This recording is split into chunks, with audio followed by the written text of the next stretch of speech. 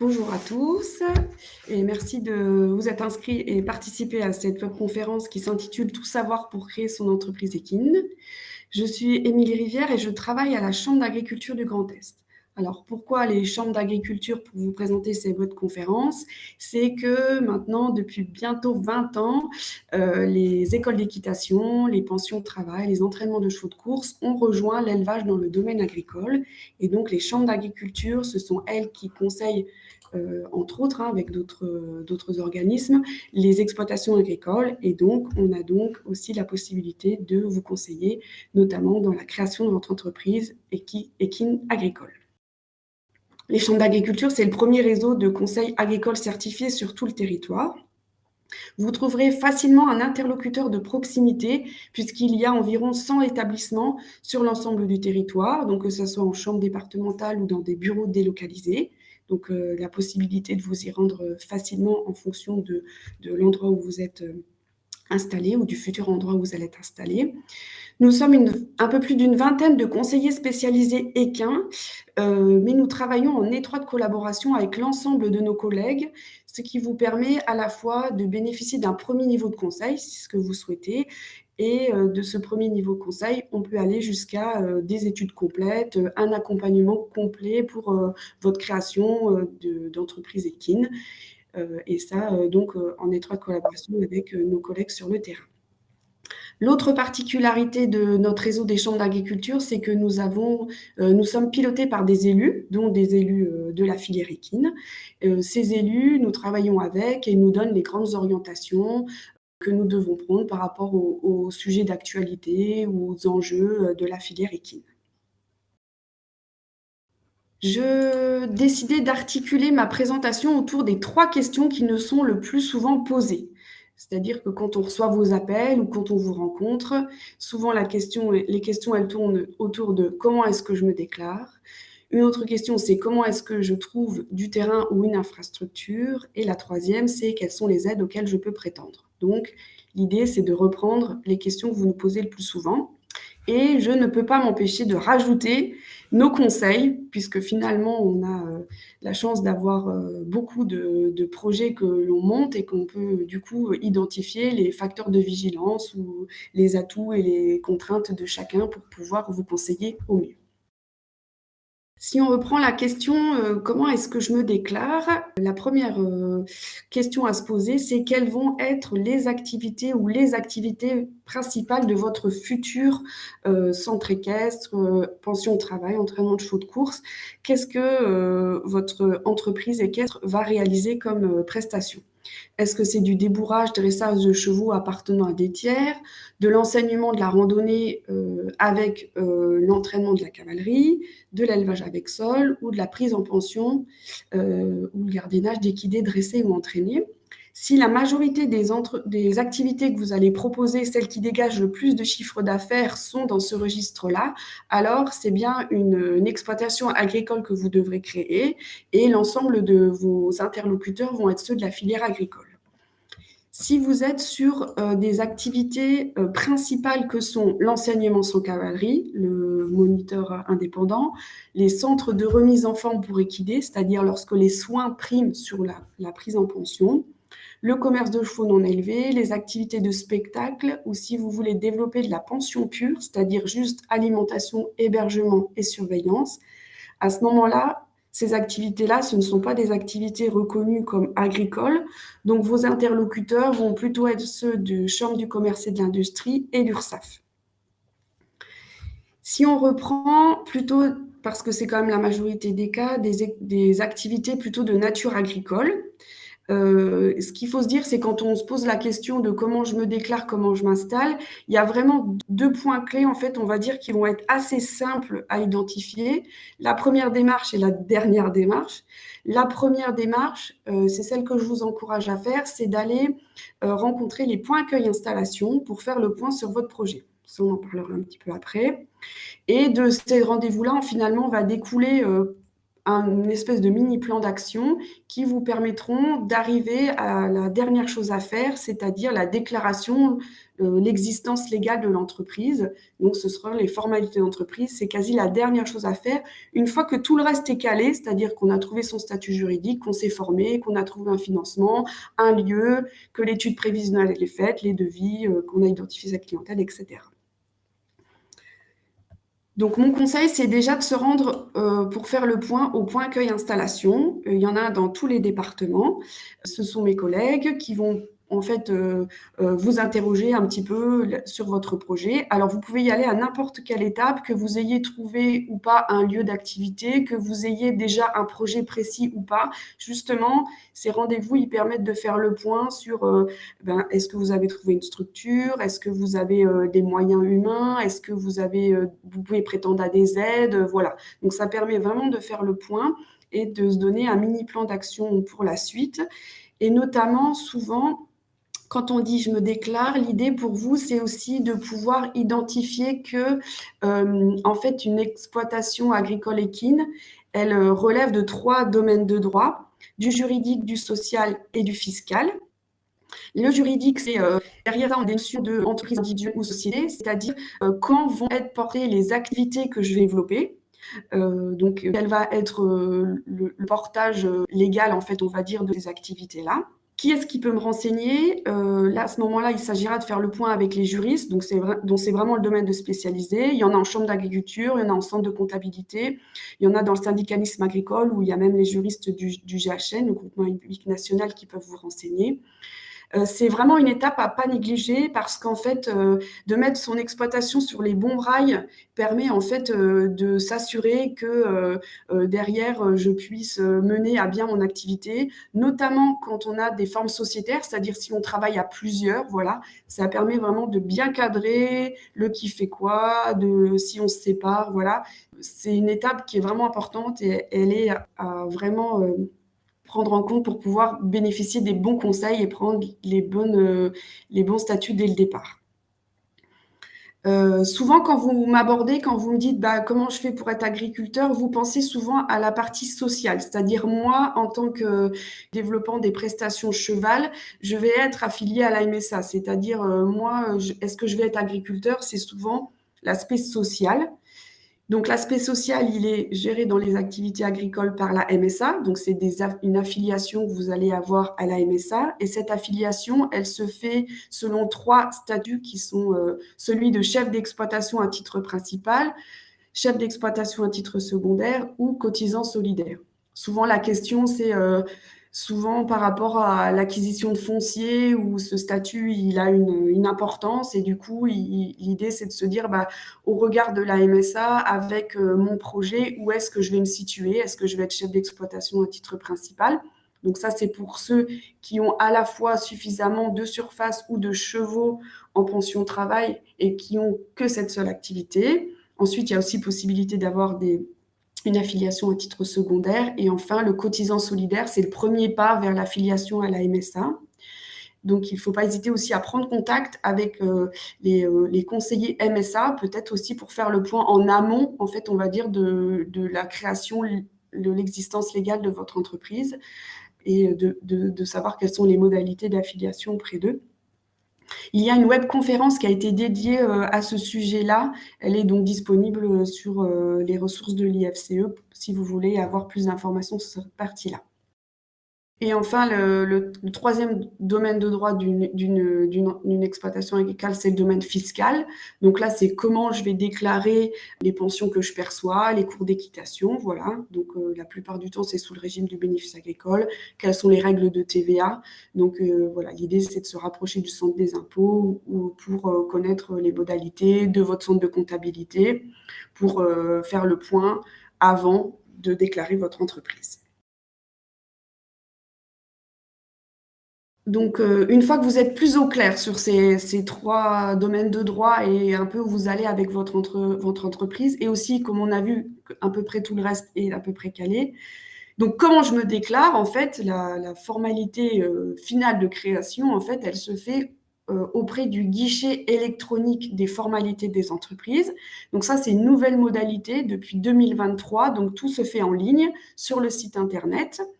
Donc là, vous avez la possibilité de déposer l'ensemble des pièces et de renseigner les informations pour que vous puissiez récupérer derrière votre numéro de SIRET, pour que les organismes sociaux puissent reprendre contact avec vous pour l'affiliation et que vous soyez reconnu par l'administration fiscale. Si vous avez besoin d'un accompagnement pour la réalisation de cette étape-là, mes collègues de centre de formalité des entreprises peuvent réaliser avec vous si vous vous sentez un peu perdu. Il ne faut pas hésiter à les solliciter pour qu'ils vous accompagnent dans ces démarches-là. Donc là, c'est la partie comment je me déclare. La seconde question, où on a aussi beaucoup de demandes, c'est comment est-ce que je trouve un terrain, une infrastructure. Là, je vous ai évoqué les différentes pistes que vous pouvez explorer. La première, il s'agit d'un répertoire qu'on tient, nous, en chambre d'agriculture, c'est le répertoire départemental installation, le RDI. Il est consultable sur Internet. Dans ce répertoire-là, en fait, nous, on a identifié des cédants, c'est-à-dire des exploitants qui arrêtent leur activité et qui n'ont pas de repreneur identifié. Et à ce moment-là, donc, ils nous en donnent l'information et c'est consulté dans ce répertoire départemental à l'installation. Il y a aussi des exploitants qui cherchent des associés. C'est aussi dans ce répertoire départemental à l'installation. Deuxième niveau de recherche, celui plutôt au niveau des collectivités locales, des notaires. Donc les collectivités locales, notamment au niveau des mairies, qui pour certaines d'entre elles disposent de fonciers qu'ils peuvent vous louer. Donc ne pas hésiter à se contacter, solliciter les mairies. Pour les notaires plutôt en zone rurale qui ont une bonne connaissance de, on va dire, l'organisation du foncier dans leur secteur, donc voilà, qui peuvent aussi être de bons conseils. Les agences immobiliers, les marchands de biens et les petites annonces aussi, voilà, il faut explorer un peu toutes les pistes. Dernière possibilité, c'est celle de la SAFER. Donc la SAFER, quoi qu'il arrive, s'il y a un transfert de foncier, donc un achat de foncier, elle interviendra dans le cadre le notaire notifie à la SAFER la vente. Donc ça, c'est une fois que le bien il est trouvé. Ils ont un site internet qui s'appelle Propriété rurale que vous pouvez consulter, pour lequel là, il y a donc des annonces qui sont diffusées. Et troisième possibilité, c'est de contacter un conseiller SAFER, donc en amont de votre projet, de faire de lui faire la présentation de votre projet, un peu de la liste idéale en termes de bâtiments ou de fonciers que vous souhaitiez, un peu la localisation, et il peut vous aider à chercher un bien qui correspond à votre besoin. Par rapport aux possibilités de terrain et d'infrastructures, il faut savoir que la population agricole, elle est vieillissante, c'est-à-dire qu'il y a beaucoup de départs à la retraite. Par exemple, dans ma région, il y a plus de 50% des exploitants agricoles d'ici 2030 qui vont partir à la retraite. On aura 1600 départs par an pour 1000 installations. Donc, ça va peut-être rabattre les cartes au niveau du foncier. Et ça, on va dire la problématique, elle est partagée dans toutes les régions. Autre point important dans la recherche de terrain et d'infrastructures, c'est vraiment le bouche à oreille, c'est-à-dire que souvent, on va dire les porteurs de projets, ils identifient peut-être dans leur environnement ou dans l'environnement dans lequel ils souhaitent s'installer, créer leur écurie de pension ou leur centre équestre. Ils essayent d'identifier des agriculteurs ou de prendre contact avec eux pour pouvoir identifier des parcelles qui vont se libérer ou des possibilités d'installation. Donc c'est vraiment le bouche à oreille aussi, la bonne connaissance on va dire de la répartition foncière qui pourra vous aider aussi à identifier des marges de manœuvre, des possibilités d'installation. Troisième question, c'est celle qui concerne les aides. Alors, j'ai axé un petit peu sur les aides à l'installation et les aides à l'investissement. Donc, quand on veut créer son projet, on souhaiterait être accompagné financièrement pour pouvoir démarrer son activité. Et donc là, il y a donc la possibilité pour certaines régions, parce qu'avant, en fait, l'aide à l'installation, l'ancienne dotation jeunes agriculteurs, c'était une aide qui relevait de l'État. Donc, on va dire la mise en œuvre était commune sur l'ensemble du périmètre national.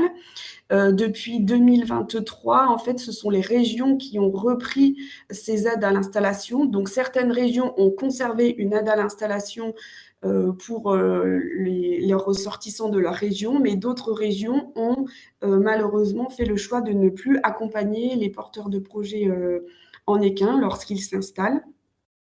Donc, pour pouvoir savoir pour votre région ce qu'il en est, il ne faut pas hésiter à contacter soit directement le conseil régional ou contacter les conseils des chevaux ou nous, les chambres d'agriculture, voilà, pour savoir quelles sont les possibilités.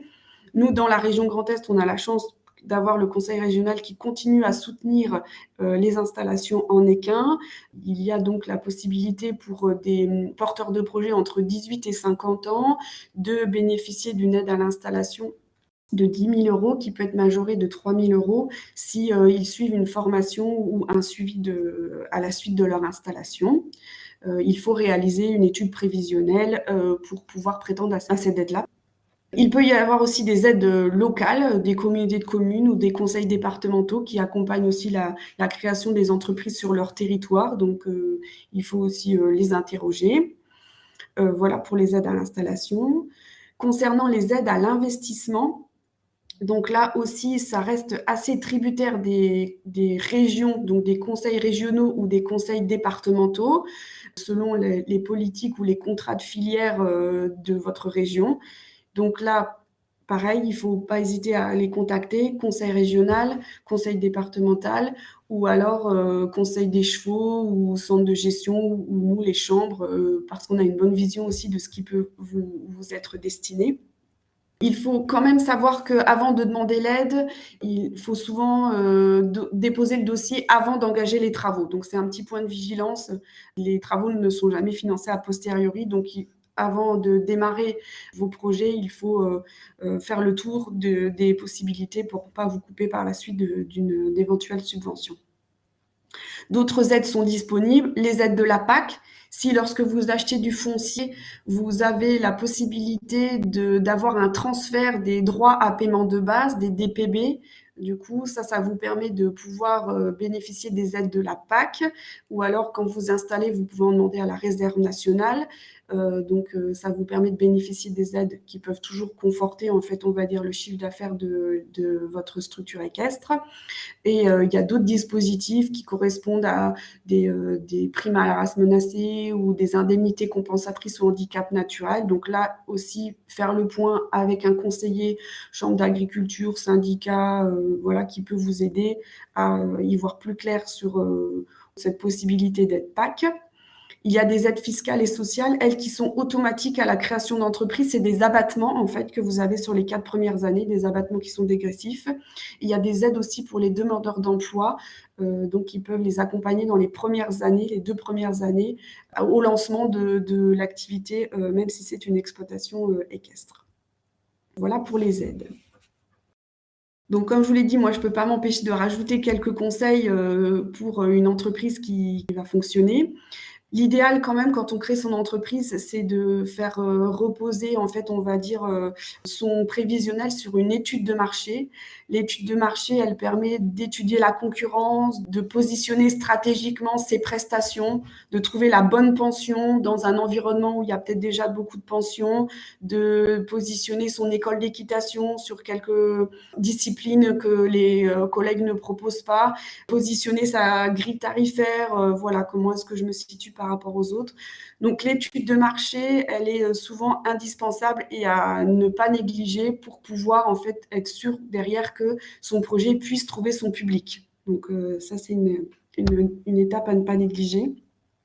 Cette étude de marché, elle va aussi souvent permettre de pouvoir bâtir son étude prévisionnelle, parce qu'on va pouvoir se servir de ces chiffres-là pour bâtir son étude prévisionnelle. Donc ça, c'est une étude qu'on peut construire ensemble. Nous, on s'appuie sur les données des références du réseau équin. Le réseau équin, Il bâtit un peu notre expertise parce qu'on travaille avec des structures équestres, donc des pensions, des centres de tourisme équestre, des écoles d'équitation, avec lesquelles on étudie assez finement leur fonctionnement, à la fois que ça soit sur l'entretien de la cavalerie, les consommations d'aliments, le nombre de clients, le nombre d'heures d'équidés, les charges, les produits.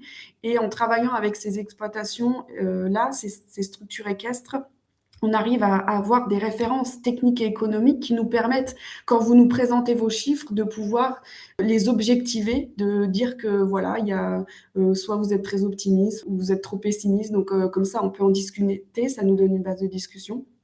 Et surtout, en étudiant ces structures-là, on a une très bonne connaissance du fonctionnement et des facteurs clés de réussite et on peut en discuter ensemble. En fonction de vos besoins, le réseau Équin peut vous aider avec ces différents outils. On a créé un petit film qui permet justement un peu de reprendre un peu ce qu'on a dit sur les démarches de monter son écurie et comment le réseau Équin il peut servir à vous accompagner dans ce montage de projet. Deuxième outil qui peut vous servir, c'est ce qu'on a créé autour des modèles de fonctionnement des centres équestres. C'est des centres équestres où le fonctionnement est vraiment bien rodé et dans lequel vous pouvez peut-être confronter, vous, vos idées et pouvoir comparer aussi les différentes modalités de travail ou d'envisager sa politique de prix, la composition de sa cavalerie, le nombre d'heures. Voilà, ça permet vraiment d'échanger autour des indicateurs à la fois techniques et économiques. Et enfin, un troisième outil qui peut peut-être vous aider, ce sont des portraits. On a décrit des fonctionnements qui sont soit un petit peu en avance, soit qu'on avait moins l'habitude de voir, comme sont les écuries actives, les de juments, les écuries de course aussi.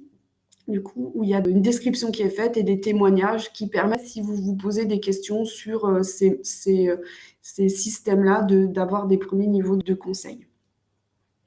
Ensuite, par rapport à l'installation, si on revient un peu sur ce sujet-là aussi, c'est que à la discussion, on peut aussi vous rappeler qu'il y a une réglementation à suivre et qu'en fait, dans une exploitation équine, eh bien, il y a plusieurs réglementations qui vont s'appliquer, à la fois la réglementation agricole, par exemple par rapport au stockage du fumier, par rapport à la demande d'autorisation d'exploiter.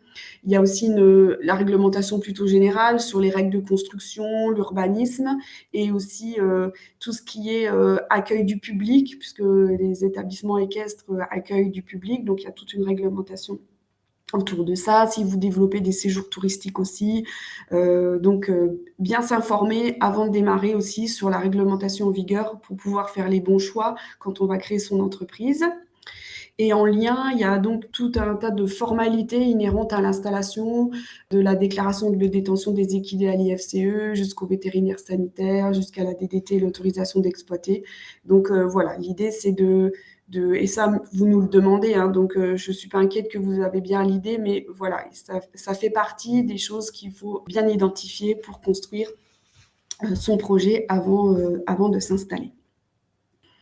En conclusion, c'est assez logique, une installation bien préparée, c'est une installation qui réussit. Souvent, quand on discute avec vous, vous trouvez que le parcours, il est long parce qu'il y a quand même un ensemble de démarches des allers-retours, par exemple, quand on construit votre prévisionnel, il y a des allers-retours qui se font et souvent, on peut penser que c'est long. Mais en fait, toutes ces étapes, elles sont vraiment indispensables pour se poser des bonnes questions et pour construire vraiment un projet qui va être solide et dans lequel vous pouvez facilement vous projeter. Et cette période-là, elle permet aussi de maturer peut-être des choix. Donc souvent, c'est quand même nécessaire d'avoir une installation qui se construit un peu dans le temps. Voilà. Et il y a de nombreux partenaires qui sont là et disponibles pour vous accompagner dans vos démarches. Je sais que ce n'est pas toujours facile de bien les identifier, mais si vous arrivez souvent par la porte d'entrée du point accueil installation ou par d'autres, on va dire que ce soit le conseil des chevaux, les associations d'éleveurs, l'IFCE, voilà, tous les contacts que vous avez dans votre giron professionnel, là, vous pouvez les solliciter, ils vous renverront toujours vers le bon interlocuteur.